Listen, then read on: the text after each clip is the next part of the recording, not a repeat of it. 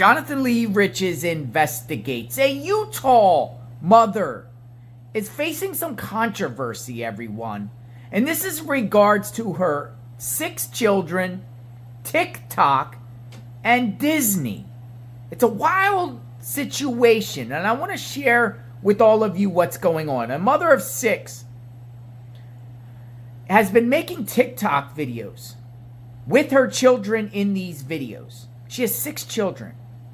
And it's interesting because there is people claiming that this woman is exploiting her children, forcing her children to make numerous TikTok videos, almost in like a spreadsheet where they're ordered to make videos for profit. And the mother's pocketing the money. It's wild. Now, I'm going to show you this one woman here who's accusing this mother of exploiting her own children. And then we will further discuss. Check it out. Please do not watch family vlogging channels. Please do not watch family influencer channels. You are supporting the exploitation of those children if you consume that content. Watch something with me. A bit different than normal content trips because it's a family vacation. We don't want our kids filming and working the entire time. So we really commit to just doing a few videos a day. Now, I don't know this woman. I don't have any personal animus towards her, nor am I trying to send hate her way.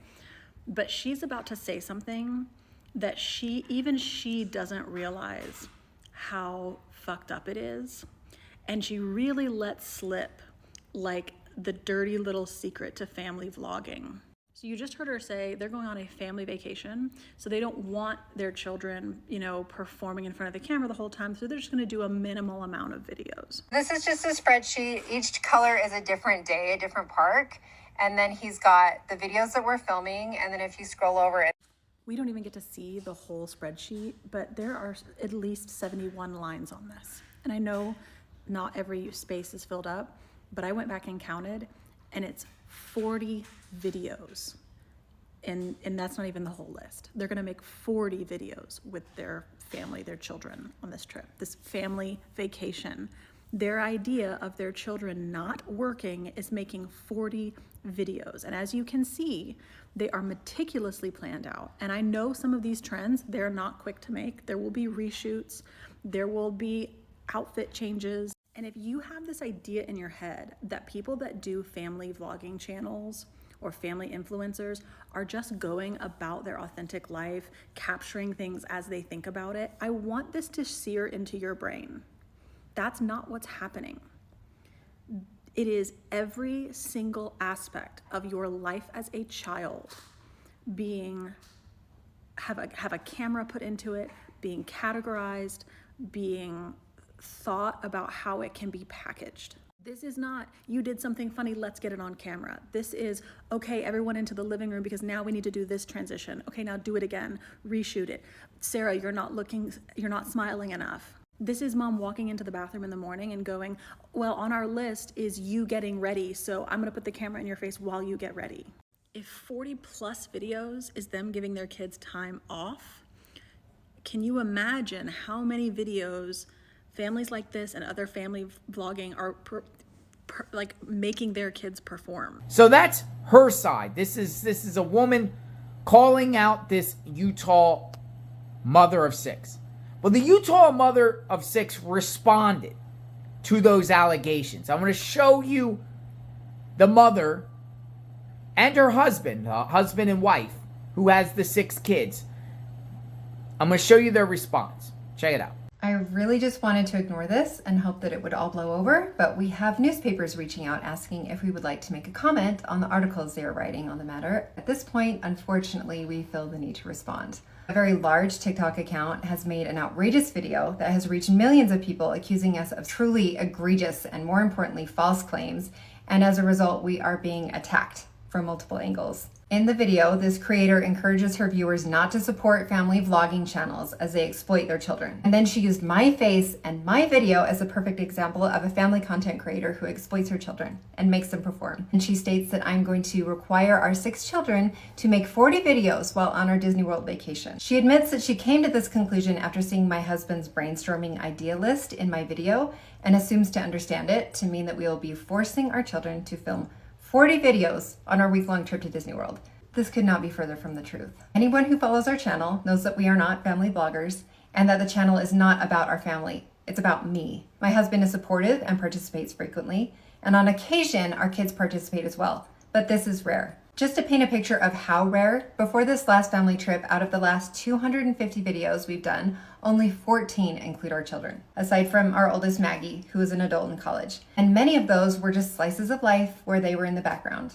It's not uncommon to get comments on our feed from a follower stating that they are shocked to learn that we have children because they assumed we didn't based on our content. If you were to take our children out of our content altogether, our channel would be very much the same. For those who aren't familiar with our channel, Paul and I are Disney bounders, and that just means we like to dress in attire that alludes to usually a Disney character through color blocking and details in our attire. Paul and I make several trips to Disneyland a year to showcase this. We also do hotel reviews and Disney tips and tricks and other family-friendly content. But once a year, our entire family goes on a trip with the kids.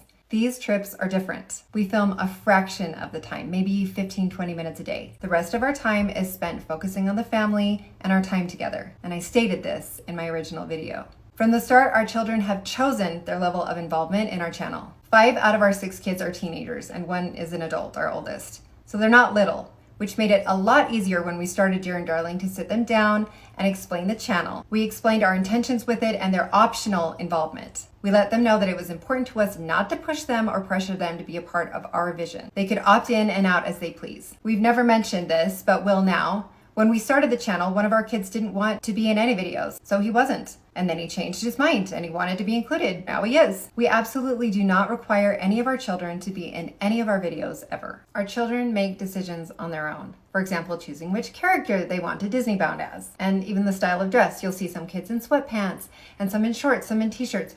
This is because they choose what they're comfortable wearing. You'll occasionally see videos where one of the children or some of the children are missing. This is because they opted out from that video. In this creator's video, she states, we don't even get to see the whole spreadsheet, but there are at least 40 videos. That's not even the whole list. They're going to make 40 videos with their family. Children on this trip, this family vacation. Their idea of their children not working is making 40 videos.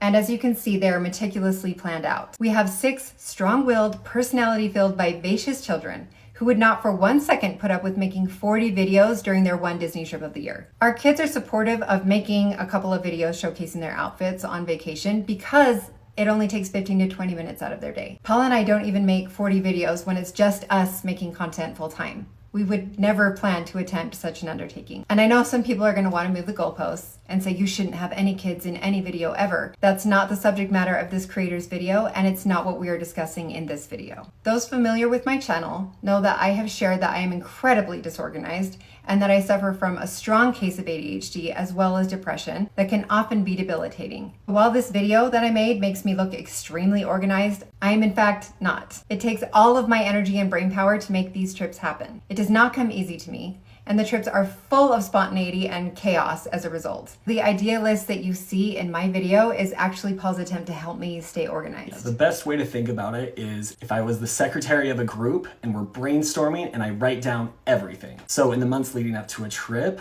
all the videos we save that gives us inspiration, I write it down.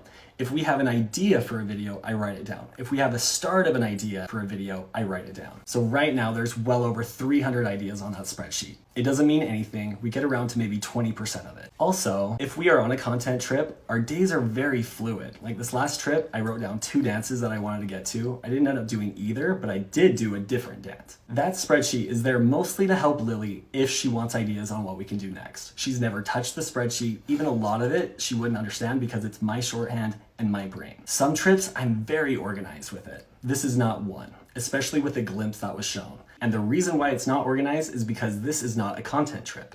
This is a family vacation. When our children want to be involved, we go out of our way to only do videos with the family that will take a few minutes, like walk through a door single file. I want to talk about some of the ideas that were on that spreadsheet. Lily, a few weeks ago, mentioned a new idea for a video series that would be her filming herself in selfie mode and making comments throughout the day. For all 6 days, I wrote a reminder for that, if she wants to get around to it. Out of those 6 days, she only got around to doing it once, but I had it written down as a reminder. Also, while at theme parks, our oldest daughter, who is an adult in college, will sometimes walk super fast and be way ahead of the group. and we think it's adorable. We wanted to compile a video of her off in the distance. We told her about it and she thought it was cute and approved. For all 6 days, I wrote a reminder to be on the lookout for that. Also, sometimes I'll brainstorm songs that go well with what we're bounding as that day. Not for any video in particular, but just in case we end up needing it. So I wrote down a bunch of those as well. That right there is about half of the videos she cites, none of which have anything to do with our kids. They're mostly reminders or songs if we need them. I could give several other examples that have nothing to do with our kids, but I want to move on. It has been a surreal experience for people to get a snapshot of my brainstorming list, make so many assumptions and come to so many wrong conclusions,